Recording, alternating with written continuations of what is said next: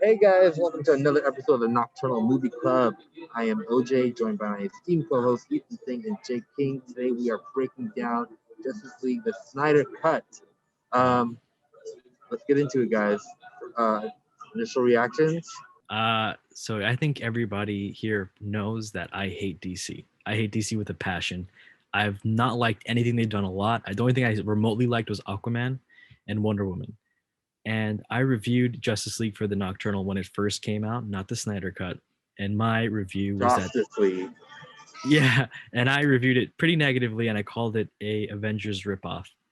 Last night when I put it on about 8 p.m. I expected for a 4 hour movie, I'd watch an hour of it, then I'd finish it in the morning. I put it on at 8. I had to see it through all the way to the end because it was one of the greatest cinematic experiences I have had in a long time, at least as far as I can remember in the past couple of years. I loved every second of it, and I cannot for the life of me fathom how someone stitched together that monstrosity garbage dump fire of a movie into something workable. I have no idea. I'm even going to go as far as saying this is a landmark moment in cinema and something that we should take into consideration for movie making in general. But I'll leave it at that. Wow, that was I very love that. I love that profound. movie. Yeah. Okay, Jake. I have to say, I remember like a couple of times on this podcast, I was laughing about the idea of the Snyder Cut just because I felt that, it was just like a stupid fad that was gonna go away very soon. But it's finally here, and I have to say, like, uh, so just going back for a moment, like when I saw the original Justice League, that the Whedon cut, one of the problems I had with the Zack Snyder movies was that it was like a little too self-serious and dark, and seeing the lightheartedness of the Whedon one kind of liked, but I also was kind of distracted by a lot of the things. Like there was so many problems with the film, just in the way it was structured and the way the tones would just shift here and there. But I kind of forgot about it too. So watching this film, I walked in like I was just coming in with a blank slate, just thinking like, okay, I'm not going to compare it too much. I just want to see how it how I feel watching it. And let me tell you, this was a much better movie, a much better movie. I felt with this there was a consistent vision. I felt I actually cared about everything that was going on screen this time. I felt the musical score was great. I felt that the characters were more fleshed out. The villain was much more fleshed out. I usually admit when I'm wrong. I was wrong about the Snyder Cut. It turned out Oh to be yeah. great. I was wrong as well. I'll happily admit that too. I was an early supporter of the Snyder Cut, tweeting out my support. There was a day where I forget what day, and Grace mentions this if you watch the Grace Randall. But there was a day, I guess, where we all really have to show our support for the Snyder Cut, and that's when all the big heads at Warner Brothers were watching, and it caught enough attention to where they greenlit the Snyder Cut, and I mean, it was well worth it. Initially, I thought we were gonna get this in episodes, and I was kind of shocked when we got it all as one dump of a movie. But it was an amazing film. Yeah. I actually do like the way they presented it. Like they made it like it was a 4 hour movie, but they had the chapters in between, like almost like mini intermissions. So I like that you could actually pause it whenever you like. You don't have to stay with the 4 hour movie. But at the same time, like I remember I was thinking I could space it out during the day, but then all of a sudden I just found myself wanting to watch the rest. Like the movie. That's that's the incredible thing. It's so well paced. A 4 hour movie that doesn't feel unwieldy. You can get through the first 2 hours and feel like only a half hour passed. It's so well paced and so well structured that it makes us want to revisit the idea of having epic 4 hour movies. Zack Snyder just proved why we should still do 4 hour movies. It's insane. Yeah. Although maybe 4 hour movies for streaming. For streaming. Yeah. And for the right context too, for the right movie. This movie, the I guess the big thing it suffered from was how fast it was burning through it, and so many movies are like that. They have been like that for about past 15 years, just trying to rush through it to meet that quota of screen time.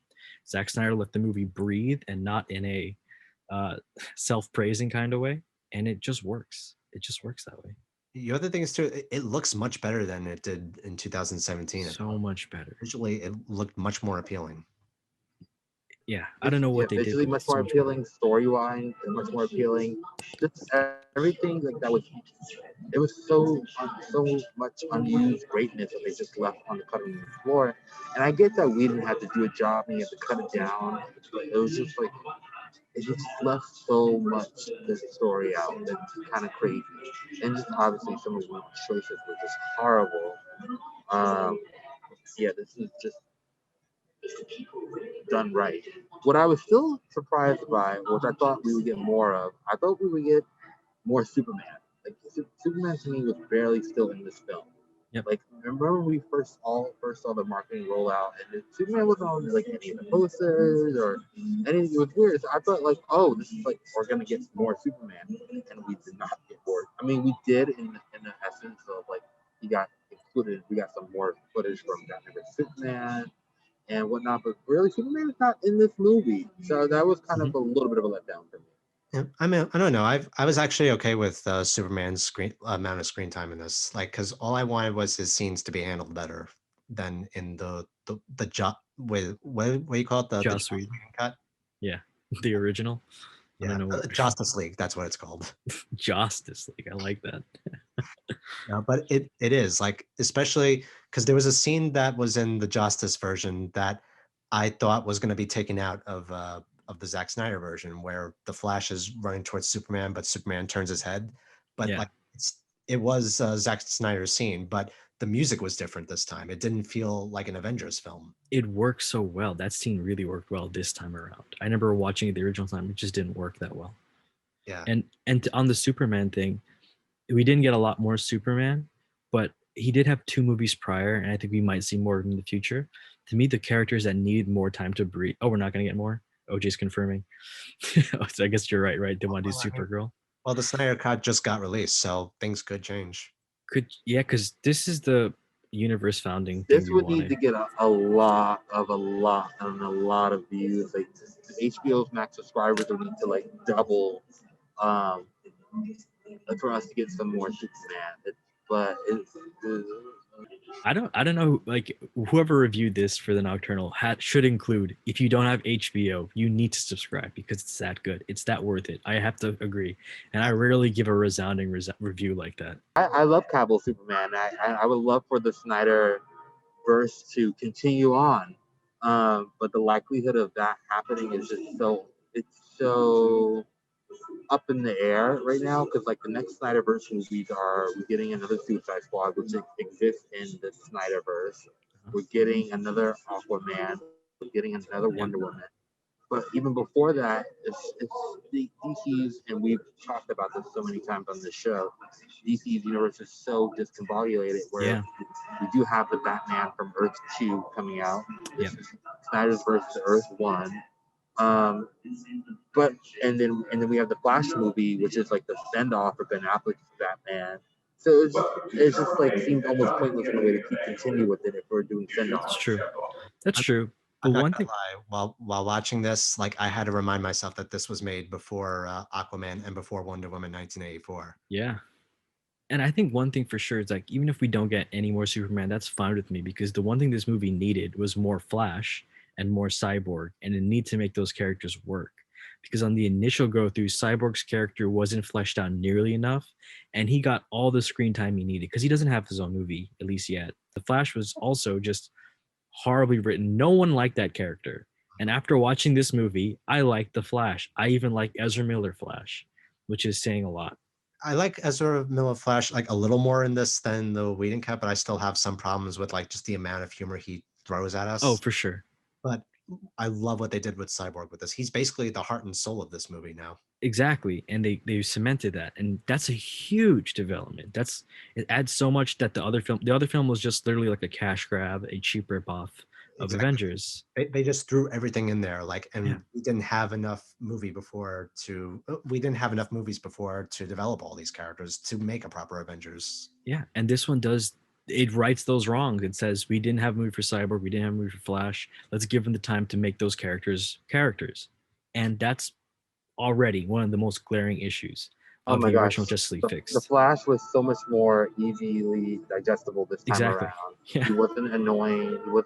He's still horrible runner to me. Like he can't run to save his life. But I like Barry a lot more in this film.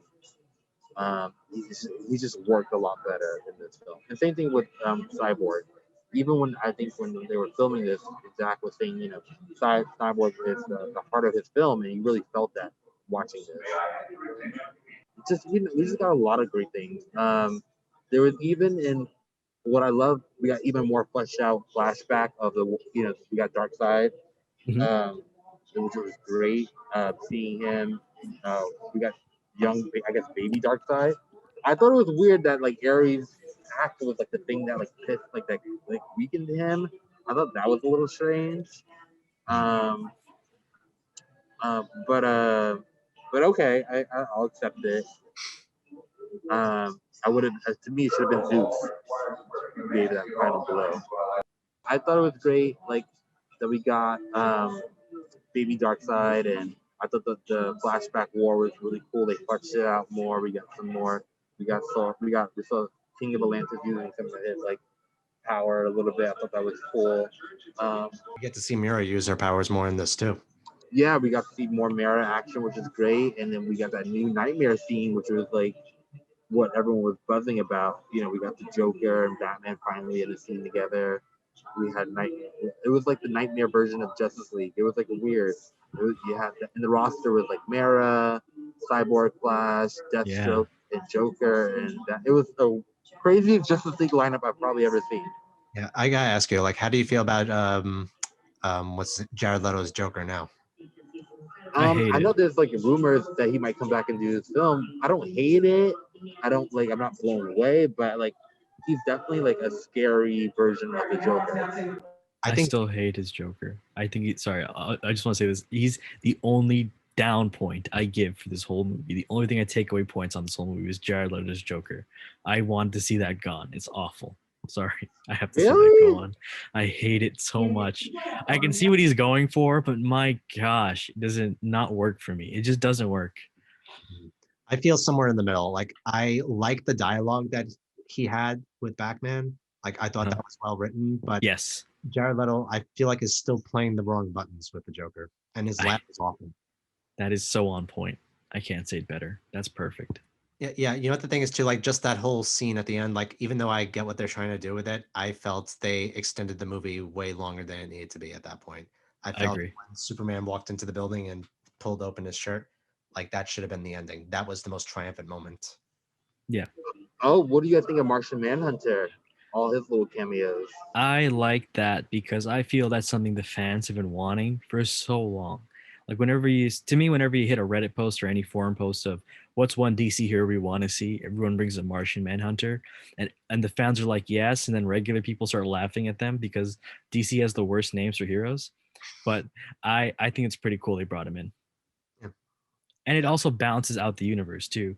Because correct me if I'm wrong, OJ, Martian Manhunter is the only guy strong enough to even compete with Superman. So Shazam. So is Shazam, yeah. Yeah. So it helps balance out a little bit more by starting to introduce these characters that show that Superman isn't the only godlike figure in the series.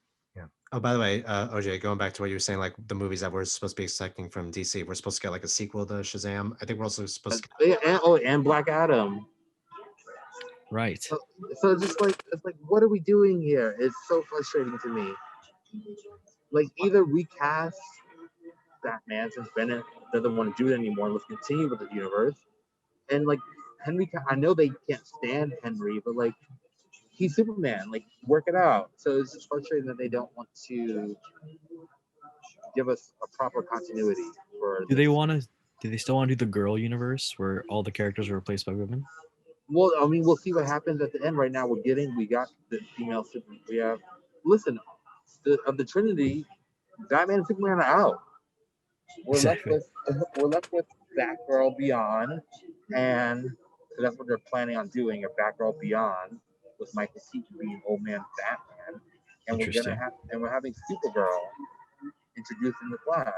But I mean, here's hoping that the Flash will be a whole reset for this whole thing, and maybe that'll explain why like we don't see Superman and we don't have regular Batman anymore. It's a tough one. they have a we'll see. Like they need to like fix it. This sucks. I think As is. I think though one good thing that they are accomplishing with this, if this is now this is the true canon now, right? They have now a solid foundation to start to build upon and something fans can get behind because I don't think a lot of people are getting behind Justice League, but this I'm fully invested and I'm a Marvel Star Wars guy and I never agreed with this direction, but now I'm all for it. I'd say give them 2-3 years, let them figure out what they want to do, get it right because not everyone wants to see what happens next. They're not forced to see it. Yeah. Now I got a question for you guys. So like now that we all agree like that this version of Justice League is great, like does it change your opinion of the Zack Snyder verse at all? Like let's say with Batman versus Superman or Man of Steel, like how do you feel about that? Like did it change at all? I feel better about Batman vs Superman now. Just like I see like all the seeds that he like planted there. They like he was able to fully realize them in this film. So I feel better about Batman vs Superman now versus when it originally came out. And I love Man of Steel always. I agree. I think those movies make a little more sense now. I think the more important thing, though, is that Zack Snyder saying, "I'm an artist. This is my artistic vision," is going to go a long way for a lot of directors who are getting stifled by big studios, saying you have to conform to this way of doing things, and it works out. We think of Zack Snyder and his Snyder Cut works amazing. And what's the best MCU movie? Black Panther, where it had the least amount of Disney influence on it for Ryan Coogler. So these are geniuses working. Let them work. It works out for everybody. For the record, that is not the most successful Marvel movie. The most successful movie of all time, period, is Avengers Endgame. Oh, Titanic. Avatar passed it back again. Oh, shut the fuck up. Yeah, released in I did China. see it like last week, right? Yeah. As of last week. Not most successful. I'm just saying best. My favorite, I think, is Black Panther. I think that's my favorite is Black Panther as well. Yeah, I think it's the best. When we ranking all of our favorite Marvel films. Ooh, tier list. We should get the tier list out and do that. We should do that. I know what all my S tiers are going to be. By the way, with the Snyder Cut, what do you guys think of the 4:3 aspect ratio? Oh yeah, I was surprised they were gonna stick to that. I liked it. I didn't hate it. I didn't hate it. So it's like a contrasting thing where I'm like, Snyder knew it was going to be for TV. 4:3 is the TV traditional thing. I can respect that. I said maybe just 16:9. Just do that. Be normal. Well, isn't 4:3 what they usually do for IMAX as well? For really, is that IMAX ratio? I think so. I think like this actually looks a little better on IMAX. Is this going to theaters? I don't think so. But I think like that was what he intended. Like he. Oh no, you're right. Actually, you're right. Because 4:3, the ratio for IMAX is 1.43 to 1, which is basically the same. It's not exactly the same, but it's pretty much the same. Yeah. But even watching it on a TV, like I actually one of the things I do like when comparing like widescreen to 4:3, excuse me, is like with each one you see things that you wouldn't have seen in the other. So with this, you get to see more of what's on top and what's on the bottom. True. And, like after a while, I just stopped thinking about it, and I just loved what I was seeing on screen. That's fair. That's fair. I could see that. It's not a big deal for me. It didn't take away from the viewing experience to me at all. I think it just works. I wouldn't say anything too much about that. Yeah, I do think though, like it distracted me in the beginning where they said like this is being presented in 4:3 because this is what Zack Snyder wanted. I think that drew my attention to looking at that for a moment. Same. But then like if I didn't get that notification, I probably would have thought like there was something wrong with my presentation. Yeah, I mean, I watch it with my family, and that was the first thing they said: "Is this thing full screen or what?" What do you guys think of the Steppenwolf redesign and the new Steppenwolf? Finally looks like a villain. It looks good. The first Steppenwolf was a joke, so anything could have been improved on that. I didn't even remember much of Steppenwolf from the previous film, but now like I feel like his look is much better, and he actually does have a purpose for what he's doing now. It's not just he wants to do it for the sake of it. Very true. And that's one thing they corrected with everything. Like we said it earlier with the Flash and Cyborg, but even with the villains, everybody has a motivation now. They don't just exist to be punched around by Superman, and that's good. That's what movies need. This is basic filmmaking. Yeah, he feels more threatening this time. Yep. And I also think even just when the heroes are fighting him, the Justice League actually feels more unified. I remember in the original Joss Whedon cut, they felt like they were still doing their own thing, even towards the end. But now they actually seem like they're fighting a truly difficult foe. Yeah. There was something else too. Like when they resurrected Superman, they knew that if they woke up the mother box, that he would come by and. Mm-hmm. So like they were basically to the very edge of a cliff with this, and I felt it. I felt like, okay, they're gonna resurrect him. I don't know what's gonna happen this time. Like, I mean, I knew what was gonna happen this time, Yeah. but how it was gonna play out. Like, it was felt much more tense this time around. Yeah, and that's the crazy thing. How do you keep people at the edge of their seat when you already know what's going to happen? And I felt that way the entire time. I was on the edge of my seat. I thought killing Victor Stone was a little unnecessary, but I get it. It added some layers for Cyborg, but I didn't think killing him was unnecessary. I think Did he die in the other cut? I don't think he did. I think he had to die though to bring that Cyborg character full round, because I don't think Cyborg's getting his own movie, and this fleshes out that character to the point where he becomes the hero of Justice League, and he kind of took that center stage of like he's the one who split apart the mother boxes and all that. So his character needed that to show he overcame that conflict that he's introduced with. Same with the Flash, when he's running so fast he reverses time, and he has that moment where he's trying to connect to his own father through the whatever you want to call it, the ethos, and the same kind of moment where he's just trying to bring closure to good character development. Yeah, I love that they cut out a lot of garbage scenes. Like, I remember when I watched the original Justice League cut, and the opening scene was the kid recording Superman on his phone with that horrible CGI. I immediately remember thinking, all right, I'm going to pan this movie. This is a piece of, why would they do this? Why would they start it off like this? This looks like a marketing ploy made for a trailer. And I remember that being awful. And I'm glad they just immediately threw that away, forgot it existed. Yeah, and they started with the end of Batman versus Superman when Superman dies. Yes. Like, that was so good. Like, it actually connects the movies now more. So much better. Okay, I'm glad you brought that up. Shut up. Hold on. Because I thought it was so stupid that his voice was the thing that woke up the mother boxes. Like, that to me made no sense. I don't know if you guys like that choice. And that whole, like, the scream was what woke up the whole everything. That didn't make sense to me. Well, like, it wasn't just how would they even know Superman was on Earth? How would anyone from Apocalypse ever know Superman was here? It was, so the way I took it, and correct me if I'm wrong, was that it wasn't the scream, it was that he died and he no longer existed. And the way I rationalized that was, first, wait, but Superman wasn't here for like, why didn't they just, the mother boxes wake up in the 1800s when there was no Superman? And I thought, okay, wait, Krypton still existed at that time. And if Krypton existed, there were other Superman-like beings, and they probably figured they would have been too strong. And it's not just Earth, it's the universe, right? But now, correct me if I'm wrong, that's how I read it. Because there's no previous Superman beings before, because no one ever encountered that sun. Because it's Earth's sun that gives them their power, that ignites their power, whatever the fact is. But it just didn't make any sense to me. Like, why the mother boxes will respond to his scream as a wake up? Like, it didn't make any sense to me. The only way I could reason, like, because they're going from universe to universe, they're not going from world to world, right? They're going from world to world, I believe, and like, how did like Steppenwolf, like the mother box was called Steppenwolf? I was not clear. No, if they're going world to world, then you're right. It doesn't make sense. I thought they're going universe to universe, because in that universe, there is still a Krypton that existed previous to Superman coming to Earth. And that Krypton, if the people had come to Earth, they would have just messed Steppenwolf up, or Darkseid. So that's the only way I could have rationalized that, but that might not be the right reading. Maybe I have to do another rewatch, but the whole like mother boxes and waking up by his scream, and the mother box was calling the Steppenwolf didn't make much sense to me just yet.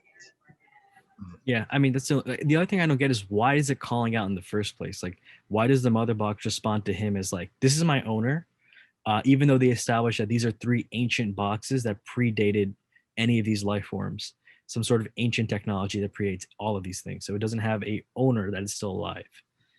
So I didn't understand that either. But yeah. a few question marks. I love seeing like Granny Goodness and Basad on Apocalypse. I thought that was really cool. I thought any little glimpse into Apocalypse was great. Um, yeah, no, this just is just a really masterful class. I think a master class on like filmmaking in general. Like if you enjoy like the art of filmmaking, I think you'll love this film because it's such a, especially having the contrast of seeing how wrong it can go and how right it can go is, I think, masterful. Yeah. It feels like the most like prolific film we've gotten in a long time too, like post-pandemic. Yeah, certainly. I think I would even say this is the best movie I've seen post-pandemic. And I think it's the first true epic film we've had since Avengers. Yeah. I love that we got like Justice League Dark Apocalypse War references in there. Like even when he did his Omega Beam to Aquaman and when he killed the Justice League, it gave me Apocalypse War memories of flashbacks. Yeah. Oh yeah, that was our first episode, by the way. Yeah.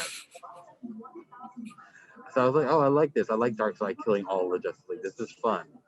It felt like a full comic book.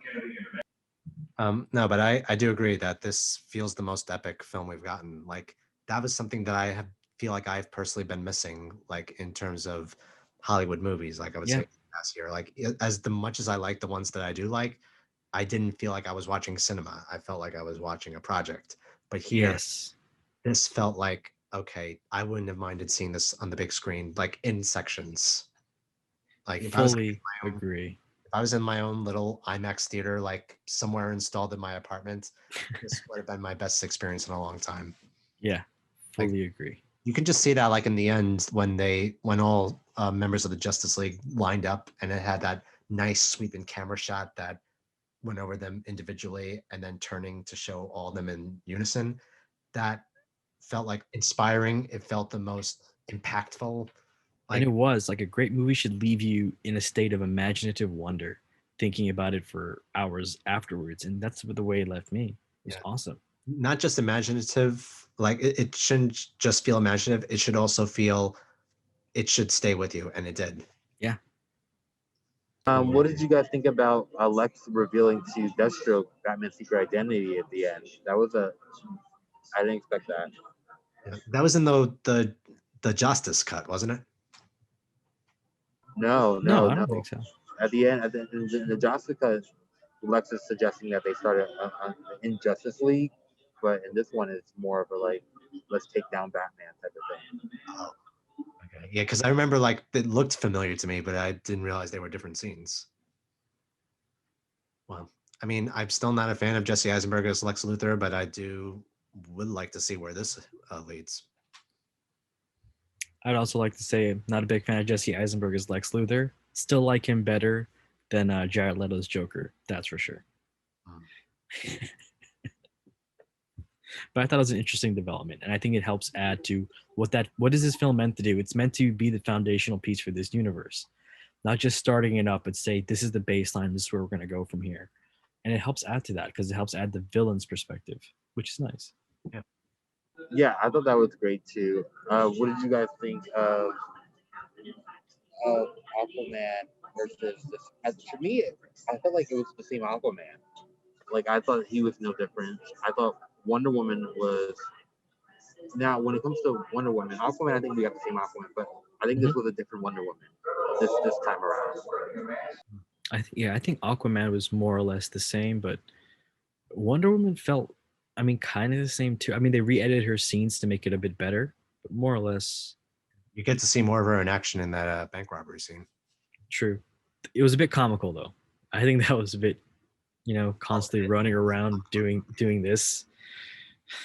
Little funny, but I guess I'm more so just opposing it against Wonder Woman 84. I guess a lot of it. I just watched that recently. I'm like, because Wonder Woman, we get so less of her as a warrior, so I like her better in these team movies. I think Snyder understands Wonder Woman more to me than Patty Jenkins. Interesting. I like the warrior aspect of Wonder Woman, and I think that's really displayed here versus like in her solo film. That's a great point. That's true because she is an Amazonian and they are warriors. That's what they are. Yeah. In hindsight, like Wonder Woman 1984 is kind of damaging to this. Yeah, I think in any site, it's damaging to this. I don't think anybody liked that movie either. Yeah, but it just went like when you really think about it, it went as far away as it could for Wonder Woman in that scenario. Also in this movie, Alfred is giving me major Jarvis vibes. I never viewed Alfred that way, but like this movie made definitely like shifted Alfred into like a Jarvis type of role. How do you guys feel about that? I kind of liked it. I think it was good because I don't remember why I didn't like the previous Alfred take, but I know I didn't like it. That's all I can say about it.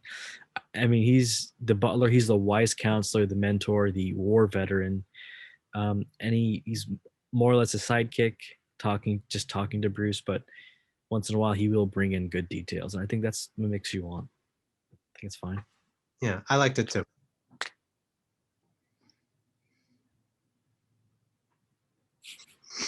OJ really liked him. Yeah, I mean Jeremy Irons. How do you go wrong with that? Here's how you go wrong with it. You got Joss Whedon, the director. So Dude, Josh Whedon's career has been on a downward trajectory. oh yeah, Oof. it's gonna be a very tough recover for him. I know.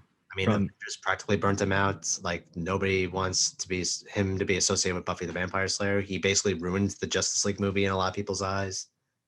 Well, he has in my Really, eyes now. I mean, his career is done. Josh will not work again. What he needs now is an indie film to somehow win a Sundance Award or to get nominated for an Oscar, and then he has his comeback. But other than that, my dude's out. His life has literally turned into Much Ado About Nothing.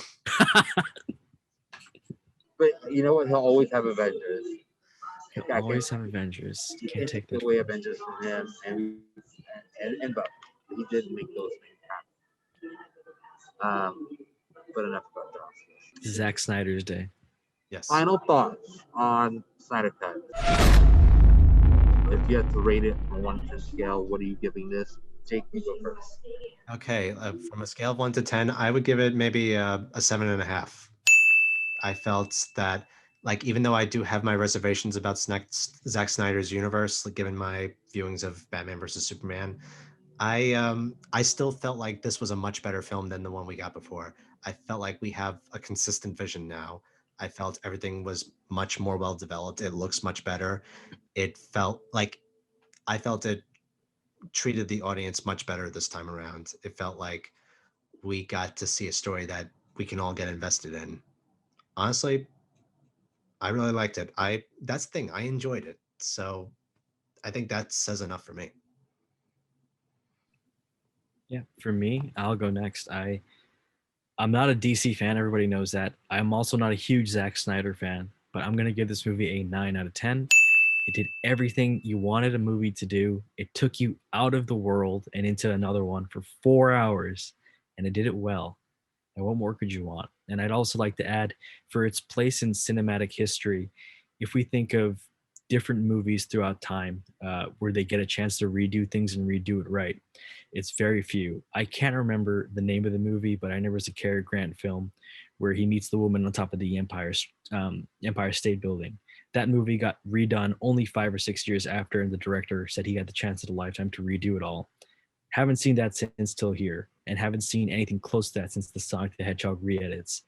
The fact that someone can get that chance to do it again shows that we should probably do a little bit better job when it comes to screening our films and make sure, because getting a little bit of audience input goes a long, long, long way. And trusting an artistic vision goes a long, long, long way. So 9 out of 10, historic film, should never be forgotten, should be in the textbooks. Ethan, geez, the passion behind these statements for you today.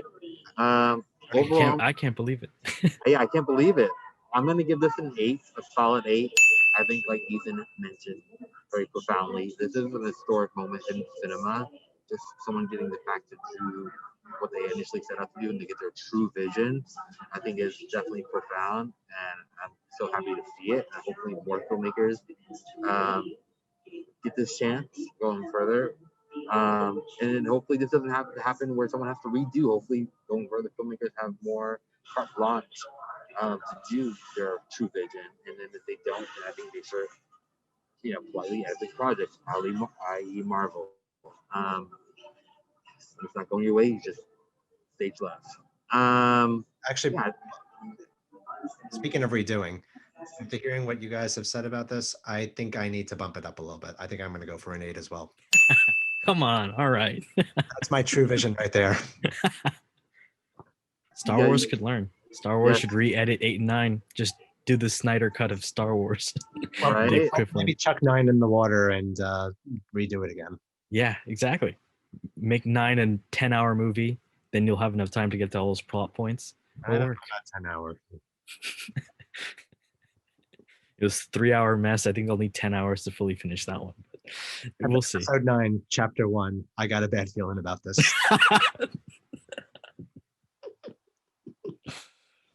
My gosh. I mean, if we think about video games, the world of video games, it took No Man's Sky a full year to become playable, and now it's one of the greatest games of the last decade. Is it really So, that bad now? oh yeah, apparently it's one of the most addictive games. It just won a bunch of awards at the Video Game Awards. I could link you to some good documentaries on it, but it went from huge flop and dumpster fire to one of the best games with the amount of free stuff they added in. So video games can make that redemption arc. Why don't movies do it more often? They should. they do. They often just fail. Star Wars had 3 times to get it right. Yeah. You know what the Nice. thing is? Same thing happened with Heaven's Gate too. Like he had a Michael Cimino went over budget, and then the studio version like down to like maybe less than 2 hours, and everybody hated it. But the Criterion like reinstated the cut to what it usually is, and now it's more widely acclaimed. So it is possible. What would you guys like to see happen with the DC properties going further? I think everybody needs to be brought into the meeting room at DC, and everybody to be brought back onto the same page so that we can have something a little more consistent. That's what I want to see. Fully agree. I mean, I think now they've got the foundation and they've got the fan base. So they're on it's their lead to lose, is how I'll say it. So yeah. I agree with both those things. Will they happen? No. End of the episode. Thank you guys so much for joining us on another episode of the Nocturnal Movie Club. We will be back next week with more content for you guys. Another episode of Falcon and the Soldier. And as you hear, I got to go. I will chat with you guys later. Cool. Okay, guys. See you guys.